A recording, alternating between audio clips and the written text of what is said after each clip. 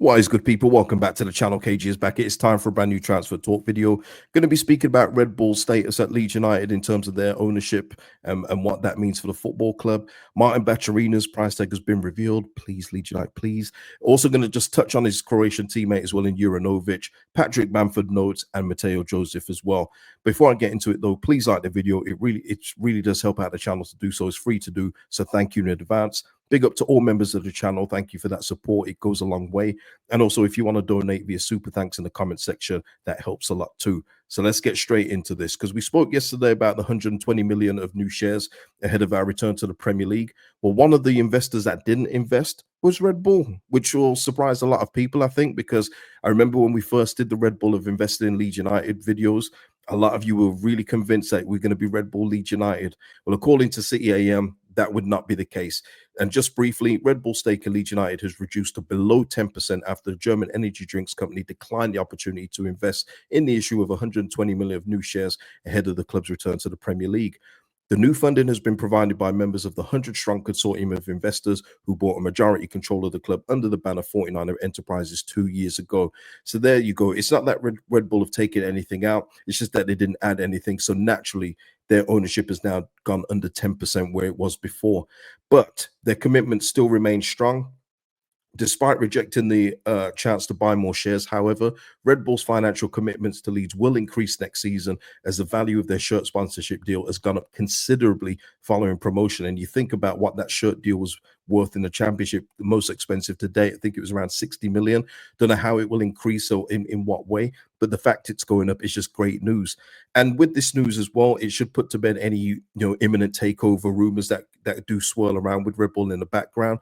But all it means for me is that they will remain like a silent partner where we use their network, we use their advice, as been told before, between Klopp and Parag and other people in the background. And for me, there's nothing to worry about. Like I say, if it ever comes to the point where Red Bull do eventually take over Leeds, we'll speak about it then. But for now, they seem to be happy being in the background. Maybe if we're more established as a Premier League team after 2-3 years, maybe there'll be something else to talk about.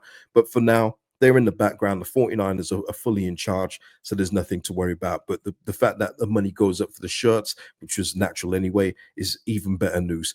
But hopefully, people, give me your thoughts of that below. But hopefully that news of the shirt increase and everything else that's come with it is going to a bid towards Martin Baturina. Now, I've spoken about this player before on the channel, but Fabrizio Romano has given an update today about what he's going to cost. Fabrizio Romano, understand Martin Baturina is expected to leave Dynamo Zagreb this summer for a potential transfer fee of around 20 to 25 million euros. English and Italian clubs, in addition to Eintracht Frankfurt, have already made contact over a potential move. And I hope with everything in my being that we are one of those English clubs that have taken an interest in him. 25 million euros, if that is the top price, is just over 20 million pounds. You have to be in this conversation. You have to. I've spoken about it in depth before. I'll link the video at the end of this one.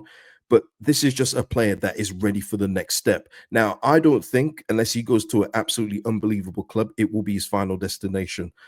Even if it's Leeds, even if it's someone like that, I don't think so. Even if it's Frankfurt, who have made Champions League.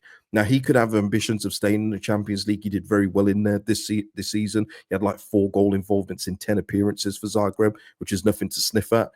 If that's the case, we won't be in the conversation. But what I want Leeds United to do is set out an intent to get him in. Because if he comes in, for me, it's clear. He'd be the number 110, stroke hybrid 8. He'd be the number 1.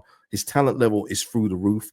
And listen, it's a win-win for Leeds. We get him for 25. If he does what I expect him to do, obviously you can never tell, but if he does what I expect him to do, then we're at least doubling that when he's ready to be sold on in a couple of years. If we don't make Europe again, I'll say it again.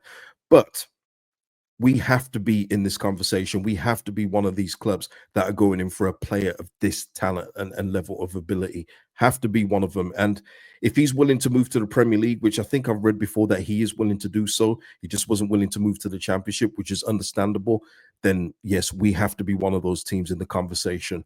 So please, Leeds United, let me see some reports that we have made contact. That will make me a very, very happy man. Now, we have been linked with his Croatian teammate, Josip Juranović. I'm not going to go into too much detail on this one because it's only one report, and the only reason why I've mentioned it because I've been talking about Baturina. But I'll just say it anyway, man. If you want to get Baturina, get him a Croatian teammate, get in Juranović as the utility right back, left back, getting Ivanović up front and getting Livaković in the net. Let's just make it a Croatian party. It's not a bad nation to pillage from, is it? It's a very good nation, very good footballing nation, very technical, very intelligent nation of footballers. So yeah, I'm all for it. But with Juranović, what I would say is that if there's another report, we'll speak out in more detail, but I would still hope that Bright Asai Samuel is the #1 choice to get in on a free transfer. I would absolutely, he's just a prototypical Premier League player in waiting. So I would hope that we can still get him on a free. But if Juranović is an option, we'll cross that bridge when it comes to it. He did have a recent, pretty bad ankle injury, which makes me go, oh. But if the club have done their due diligence and feel that he would be a good fit, then fine. He's a solid player. For me, he's like I would say he's like a goal scoring Matt Target. When I think of a steady Eddie, I always say Matt Target, and I apologize, but there's nothing wrong being a steady Eddie. But for me, if you're looking for a more dynamic fullback, then it's Bright Asai Samuel for me. So I would hope that he's still in the conversation. But yeah, if there is any more news on Juranović, we'll cross that bridge when we come to it. Somebody that won't be leaving for Wrexham, according to Humphrey Kerr, who is I don't know what he is for Wrexham. He's their club chief. Yeah. He went on Chris Moore's radio show recently and was asked a few questions about players in particular, like Jamie Vardy and Tom Kearney and Patrick Bamford. And he's in regards to Bamford, he was asked, are you going to sign? Are you looking at Vardy? He says no. Are you looking at Bamford? He says no. What I would say with that, though, is he's not going to come out and say, of course, we're looking at these players. That's just not going to happen. If you're doing that, you're just showing your hand straight away, and you're probably putting off other targets if you don't get your first choices.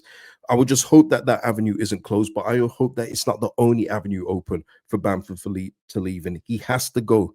He has to go. There's no ifs, no buts. There's no he can do this. I saw it even in reports when I'm looking up Bamford, how he had a renaissance in the last couple of games. He literally ran around a little bit and had an offside goal. It was wrongly given as offside, but it was offside nonetheless. And that is what he gets when he does anything with effort at this football club. He gets glowing reviews. It's insane. We need to be free of this, man. This Stockholm syndrome has to stop. But listen, if it's not Wrexham, I hope that somebody else comes in for him. And not one of our other strikers who's been linked with a move away is Mateo Joseph. And of course, we know that Betis have got a long-standing interest in him and are expected to come back in with a bid. There is news and rumors that he may have to leave due to PSR reasons, as it would be a nice, healthy profit to it. But if you're talking about the talent of the player for the price that is being quoted, which is around 13 million or 15, that is just too low for me. And I think we'd be selling very, very low. My ideal situation, I think Leeds' ideal situation would for him to go out on loan. I think La Liga would be a great place for him to go and ply his trade as a first-team footballer. Top league as well. We're talking about one of the best leagues in Europe. Go there, go out on loan, impress, and that 15 million shoots up straight away for me. And he could even come back as a more mature player and everything else like that. But it all depends on what Mateo wants to do as well. Because like I've said on previous videos, if he's not happy with the game time that he got in the end or what he figures he might get under the current manager, he may want to leave permanently. It may not be in Leeds' hands, but whatever he goes for, it will be, good to put against the PSR books. But I'm just thinking of the talent. I think we'll be underselling him at around 15 million pounds if that's the case. But hopefully we can sort out his future soon. But I do envision Mateo Joseph at least leaving on loan. But listen, people, that is the video for today. I hope you've enjoyed the update. Thank you for joining me. Like the video before you go, and I'll see you in the next one. Peace out.